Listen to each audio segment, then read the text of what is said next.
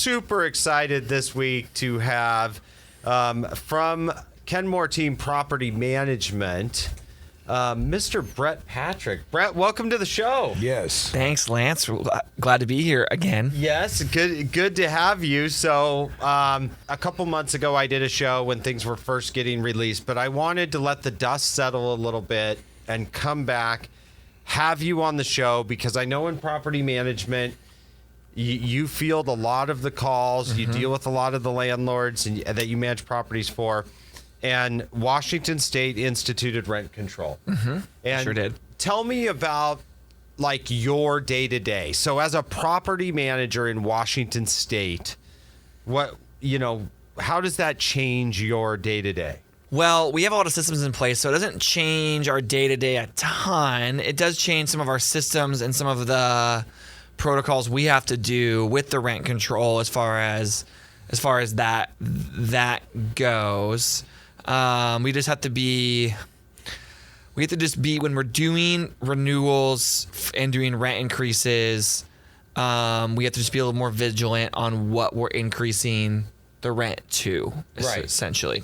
Because with the basic cap, I mean, there's a lot of calculations that make it, it's not complicated, but publications. But with the basic cap of 10%, Yep. you can't be renewing a tenant more than 10%. Yeah. The interesting part with it being at 10% is we, as a company, and kind of my professional view at 10%, is I always told landlords, when you start to get to that 10% or more rent increase, you already had a higher chance of seeing your tenant leave.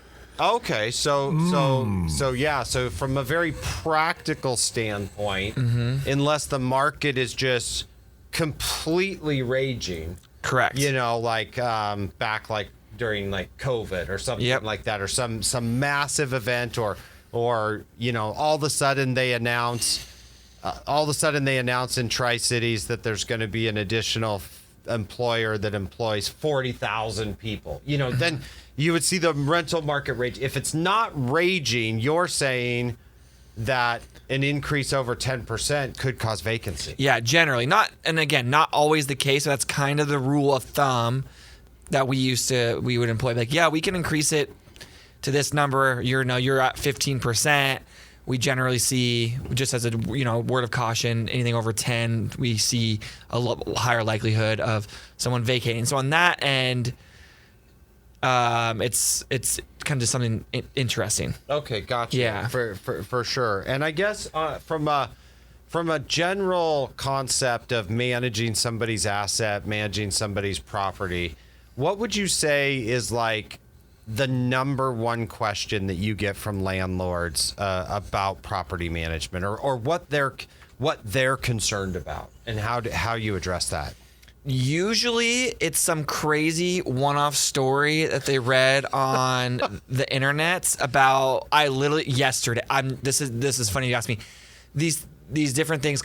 Yeah, they're usually a crazy one-off story. I had a guy yesterday at a consultation say, "What happens if they start subleasing out to motorhomes and they're just like dumping their waste on my property?" I read a story about this yesterday that happened in Oregon. Like, that's usually what I get. It's usually tenant issues. Like, to boil it down, it's tenant, like, how do we handle tenant issues? Correct. But they're usually some crazy story that they heard and I'm like, oh my gosh, that'd be a whole, I don't even know what I could to say to that. But that's typically like the most common thing is something they saw online or heard from a friend. Yeah, because I think a lot of times we see some of these stories get sensationalized in the media or on TikTok or on any platform that you're on.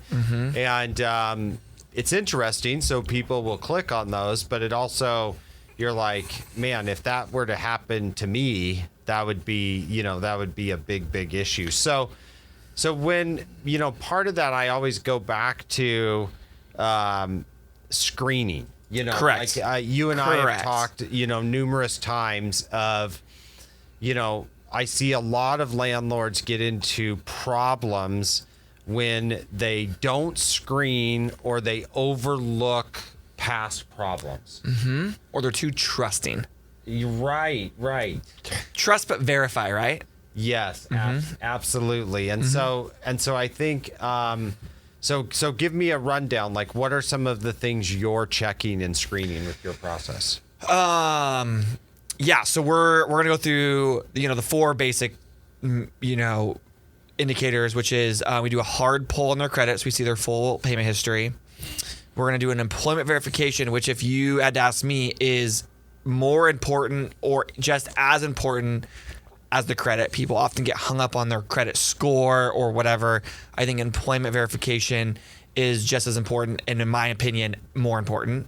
And I can get into why that is maybe on another show. But and then we do a residency verification, past landlord reference, and then we do a background check, and that's a state and national background check. Yeah, and a lot of, that kind of covers. There's a lot of big things that can come up there. You start to see, what were they like as tenants at their last residence? What are their late payments on the credit report? And sometimes looks can be deceiving. Correct. Where the credit report and all of that really flushes a lot of that out. Yep. Out for sure. Yeah. Well, that makes a lot of sense from that aspect. Next, the other thing people ask me all the time is they say, well, if I turn my property over to you, Brett, and you're managing it, how do I handle or know that the tenant is following through with what they're supposed to? Yeah, so I think what you're meaning is like maybe not financial obligations, but property obligations. Correct. Okay. Because obviously they would know financially if they're getting money every month, right? So one of the things, this is a big mistake that landlords make, it's something they don't do, and I will preach this probably forever, is landlords, and we do this, we don't do this mistake. We inspect the property, we walk through the tenant's property twice a year. Yeah. And record the condition, like take photos so that everyone's on the same page, right? And I often have landlords when we're taking over occupied properties, like, I don't know, I haven't been in there since they moved in 4 years ago. And I'm like, jeez. Right. Yeah. Right. Like you just rolled your eyes. That doesn't really come across on the radio. Yeah. Like, yes, I saw you be like, this is a huge headache. We're a private landlord. Man, we've been getting our check every month. Yeah. And it's come on time.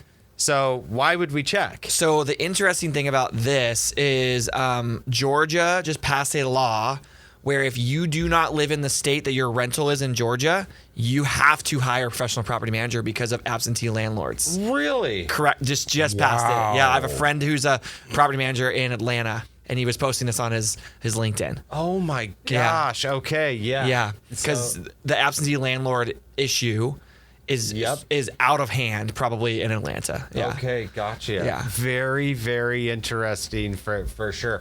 And so at these inspections, you're able to then see, interesting. There was only one person on the lease, but I see like 2 more bedrooms that used to be set up as offices, and now there's beds in there. Yep. And clothes. Or the notorious A duplex with a unfinished non-egressable basement with a bedroom in it. Oh, so all of the sudden, there's a non-authorized tenant in a basement, in an illegal bedroom that creates a dangerous situation. Correct. So, and so you'll find these things at inspection. Well, that makes a lot of sense. So big tip there, if you're managing your own property, set up at least twice a year full walkthroughs. Yeah. Record the condition of the property. Well, we're just getting started here, and we always run out of time when you come, Brett, because you got great information. Anytime a big law changes in Washington State, and you have rent control, it's, and it was kind of posed at that. It's not just the rent control, though. I feel like it is the burden of paperwork and notices and things that get put on the landlord that at times make it more difficult. It's kind of a catch-22 for me because we have a business based upon that. But there were also massive notice changes that a private landlord, they need to know about. Like what were some of the big ones for you? Yeah. So if you're a private landlord out there and you don't know this, this is a big problem. So you now have to, if you've ever been served court documents, been sued for any reason, and you get a court carrier come and like serve you papers, you have to do that now for rent increases and basically lease changes to your tenant. Yeah, and also requirements for certified letters. Correct. Okay, gotcha. Yeah, which is a big deal, and it does make a lot more administratively challenging for landlords, for sure. I mean, at a minimum, the cost goes up.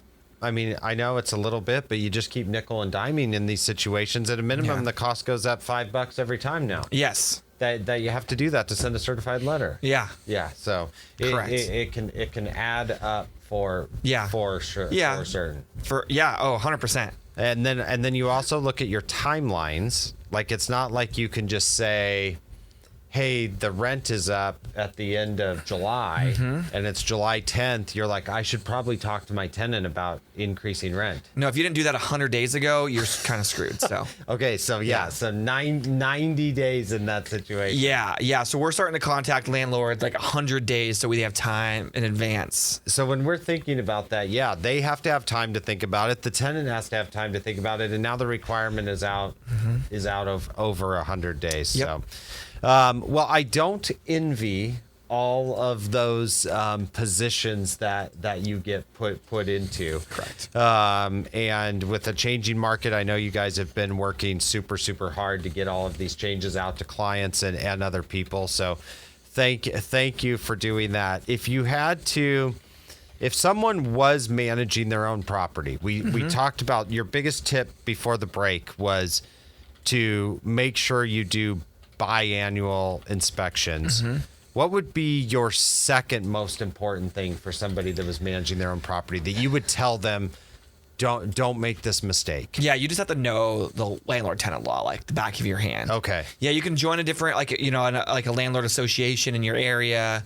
There's some in here locally that kind of walk you through those and help you with forms and stuff like that. But if you do not if you miss by the day a deadline, like you have to restart the whole process over again, or you miss deposit disposition and then you have to give them, they might not even be deserving of it, but if you miss that deadline, you have to give them their entire deposit back. Yep. Or whatever.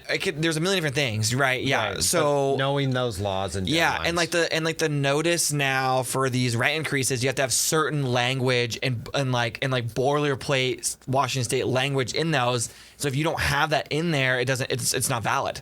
Gotcha. Well, that's a really, really good point. If someone is on the verge of saying, man, I don't want to do this, what's the first step with you?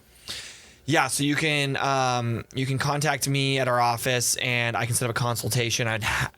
Obviously no charge. I'd love to sit down with as many landlords or potential landlords as possible and just talk them through whether it's the right fit and I'm not afraid to tell you, sell this house. Okay. Yeah.